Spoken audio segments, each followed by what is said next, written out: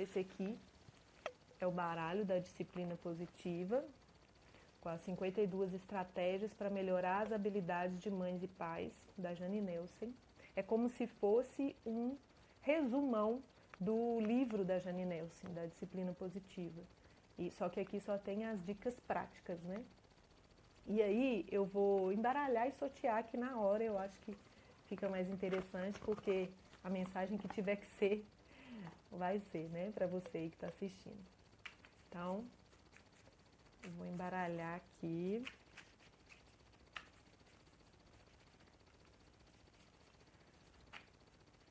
A ideia, gente, é fazer uma live super objetiva, direto ao ponto. Não quero me alongar aqui, até porque eu sei que o tempo é precioso para todo mundo.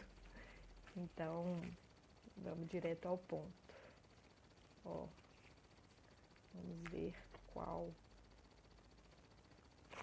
Olha, saiu consequências naturais. Acho que não dá para ler, fica meio embaçado, mas eu vou ler para vocês. Então, a dica de hoje é consequências naturais. As crianças desenvolvem resiliência e capacidade ao vivenciarem as consequências naturais das suas escolhas. E aí, sobre esse tema de consequências naturais, tem aqui 4 itens para te ajudar a aplicar as consequências naturais. 1.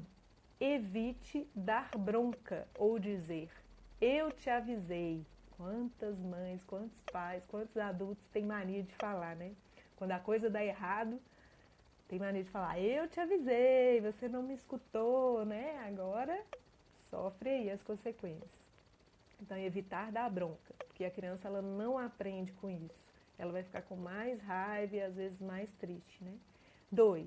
Demonstre empatia. Você está ensopado, isso deve ser desconfortável. Aqui tem uma fotinha, gente, de um menino que esqueceu o guarda-chuva. Então ele pegou toda a chuva, ficou ensopado, né? E aí ele dá a dica de você demonstrar empatia falando isso. Ao invés de falar, eu te avisei, tá vendo e tal, você fala, você está ensopado, isso deve ser bem desconfortável. Ou seja, você se coloca no lugar da criança, né? Tentando compreender o sentimento dela nesse momento, faz toda a diferença para a criança se abrir, para ela ouvir o que você tem para dizer e para ela se sentir mesmo compreendida. Então, demonstrar empatia dessa forma é fundamental. 3. Ampare a criança sem fazer tudo por ela.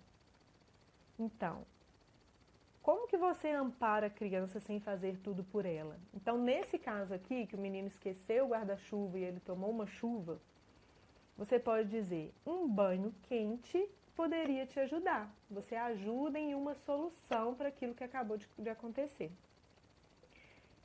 5. Validar os sentimentos.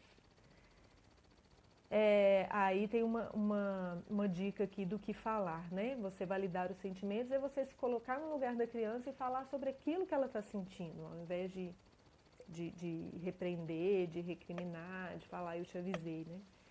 Parece que aquilo te causou muita vergonha. Então, se você perceber que a criança está assim intimidada, né? Valide os sentimentos dela. São essas 4 dicas para você aplicar as consequências naturais. E aí, sobre consequências naturais, gente, eu vou deixar até separado para eu não tirar de novo, que aí todo dia eu vou sortear uma carta diferente.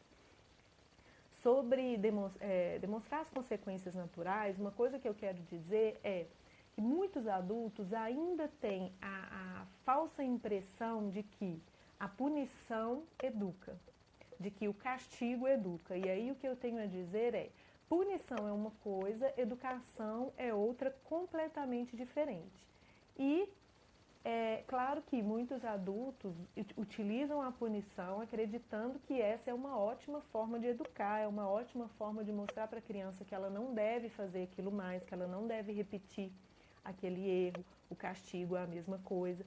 Só que o que a gente tem que entender é que quando existe alguém que pune aquele mau comportamento, a criança ela deixa de fazer aquilo por medo.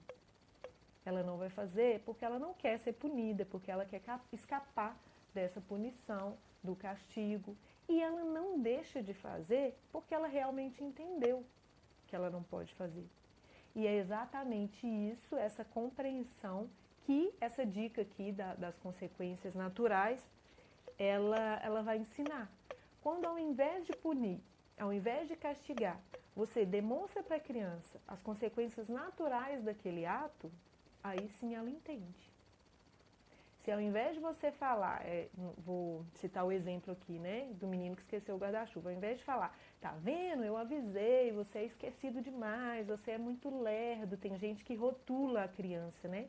Rotular é muito negativo, eu já fiz um vídeo sobre isso, depois vocês assistem lá no meu Instagram, falando sobre os rótulos, o tanto que o rótulo aprisiona a criança e faz a criança se colar cada vez mais naquilo que as pessoas estão rotulando.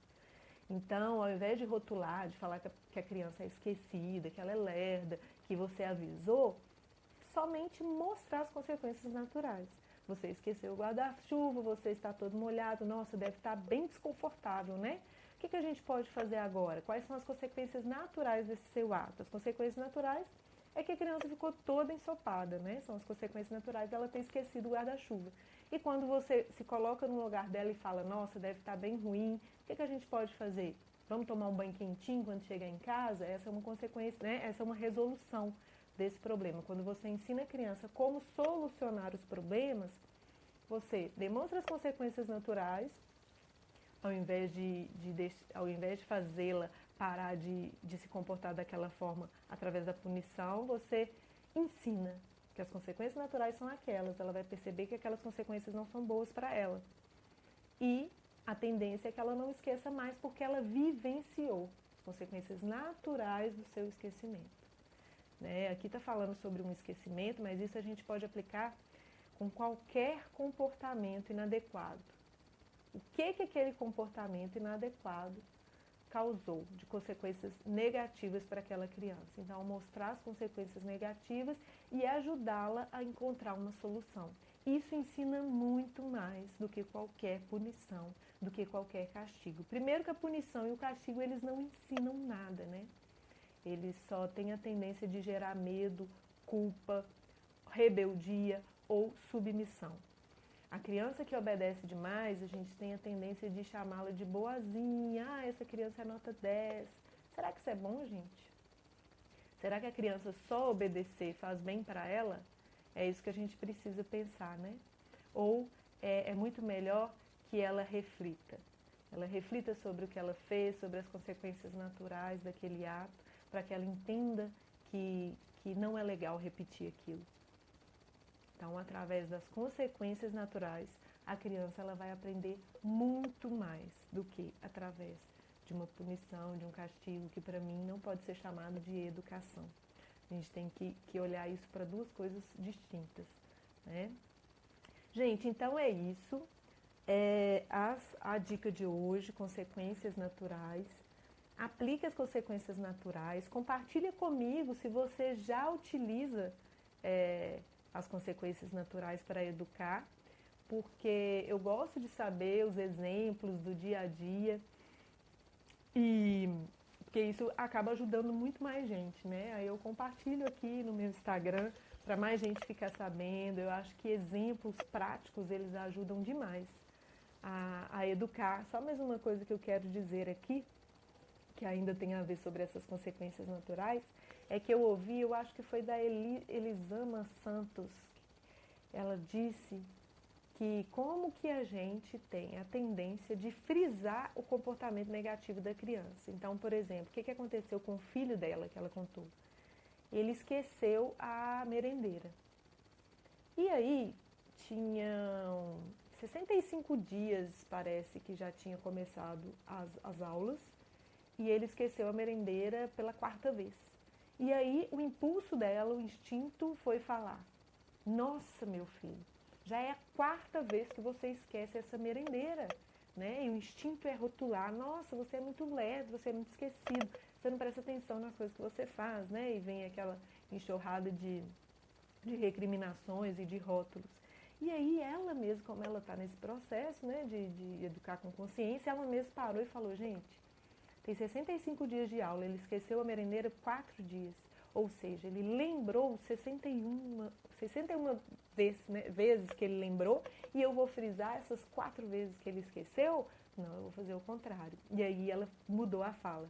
Ela falou, meu filho, você lembrou de levar a merendeira para a escola por 61 dias. Isso é muito bom. Isso quer dizer que você é capaz de lembrar da próxima vez. Né? Você esqueceu hoje, mas como você lembrou por muito mais dias, eu tenho certeza que você é capaz de lembrar da próxima. Aí, gente, a criança, diz ela que quando ela falou automaticamente, nossa, já é a 4ª vez que você esquece, a criança já fechou a cara, né? A criança já fica triste, algumas ficam com raiva, e aí elas não vão prestar atenção naquilo que ela deveria fazer. Quando elas ficam com raiva porque alguém recriminou, xingou e rotulou, a mente delas vai para outro lugar, não foca na solução. Né? Você não ajuda a criança a focar na solução. Agora, quando você foca no lado positivo da criança, que foi o que ela fez, você lembrou por 61 dias. Ou seja, você é capaz de lembrar. A criança já mudou a feição quando ela mudou a fala.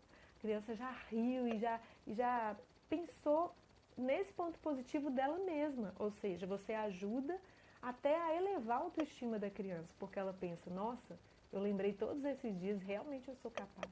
E a autoestima da criança depende muito do que a gente diz a ela, né, gente?